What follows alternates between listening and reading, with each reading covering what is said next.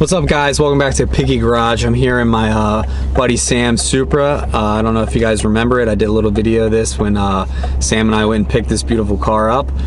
But we're just headed to a little car meet here in Severna Park.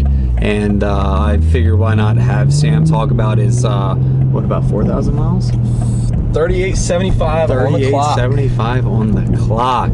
How's the experience has been so far? Real quick, what I want to note is what I remember.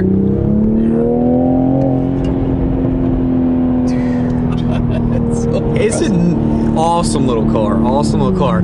If you put the windows down halfway, let's not do that. the wobble. The wobble. Yeah. The wobble's bad. I was just telling him. Yeah. That's my only downside about the car. This little charger port, awesome. But Sam, if you just want to like, how's your experience been? You don't have to. It's been fantastic. I've taken the car on really just one big road trip so far. About 600 miles out to Kentucky, 600 miles back. It's all through the mountains, through West Virginia.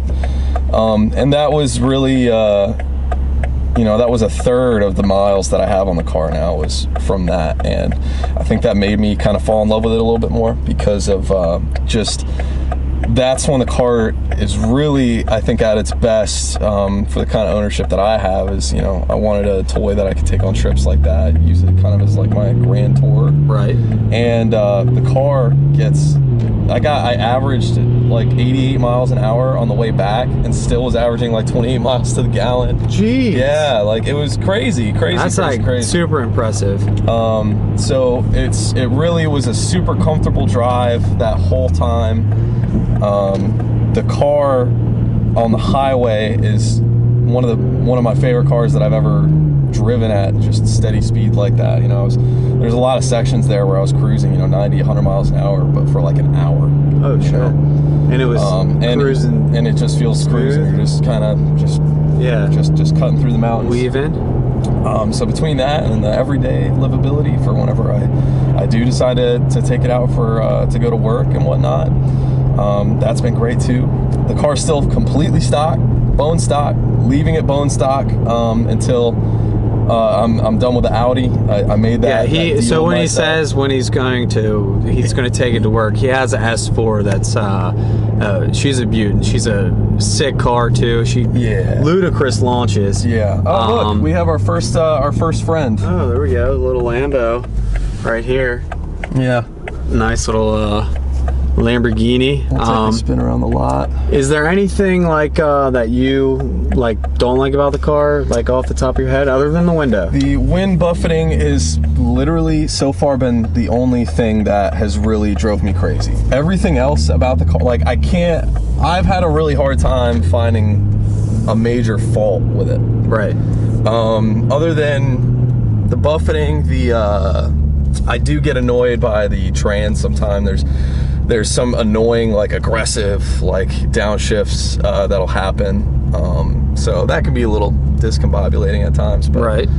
Other than that, I really, as my weekend toy and tourer, I've had a really hard time faulting it. Right. It does exactly what I want it to, and it's probably within the next year, it's going to be really fast. So, yeah, Sam doesn't like to keep cars stock, which is great. Yeah. But so my opinion of the car, it's an awesome car that's stock. I've been in it 3 times. I've driven it. Yeah. And it rips. It's actually really impressive.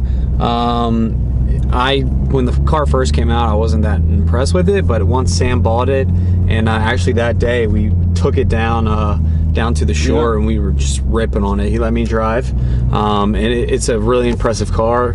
My only downside is totally that we got on the highway and the wind buffeting. The wind, whatever, does whatever. But other than that, it's been a really smooth running car. I really enjoy. Hey, how you doing? Going just passenger. Anywhere here in the line, or? Yeah. On the BMW side or here, wherever you want. Okay, gotcha. I'll probably go right here then. My partner will go BMW side. But yeah, we're gonna park here and kind of touch back after, get a little circle around the car. You guys have already seen it. I also put a card in for what you can view. But the infotainment system and everything, There's a little backup camera. It's all really nice design, and as you guys have seen the reviews online that these cars are like handling crazy power.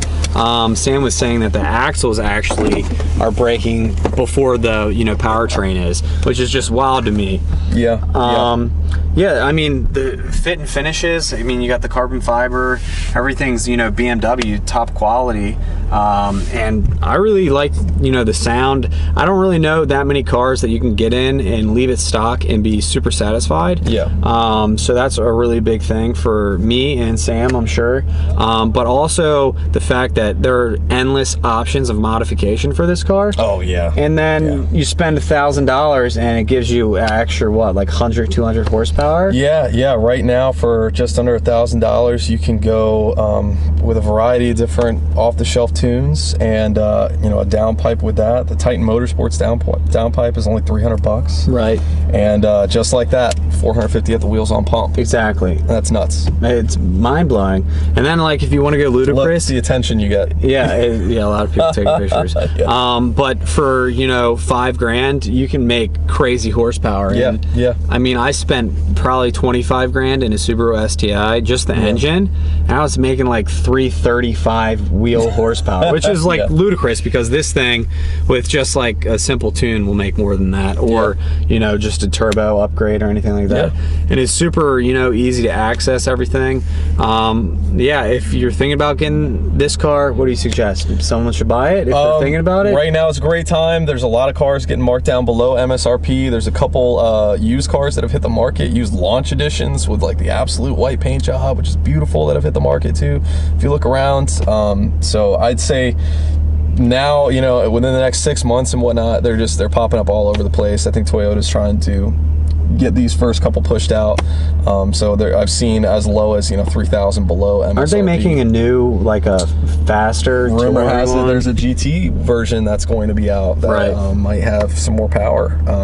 So a lot of upside to the car though. A lot of fun car. If you want a fun track toy, if you want a quarter-mile car, it can really do it all. Daily driver. I mean, even the car's only been out since like Labor Day of 2019. So it's how crazy. many months? Like what, 5 months? 5 months, I think. Yeah, I think it's about 5 months, almost 6 months that I've had the car. So it's crazy that it's already gotten to the point where there's a handful of people running 9-second quarter-mile times, and we're still just this early in the development of the platform. So yeah, I'm happy. I mean, it's a sick car, and like I said, I'll probably do a couple B-rolls around the car, maybe not.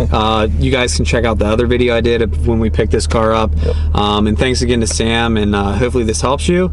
If you guys have any questions, leave a comment below, and I'll surely bug Sam for the answers. He'll be more than happy to talk to you guys. And I'll leave his Instagram like right here so you guys can message him too.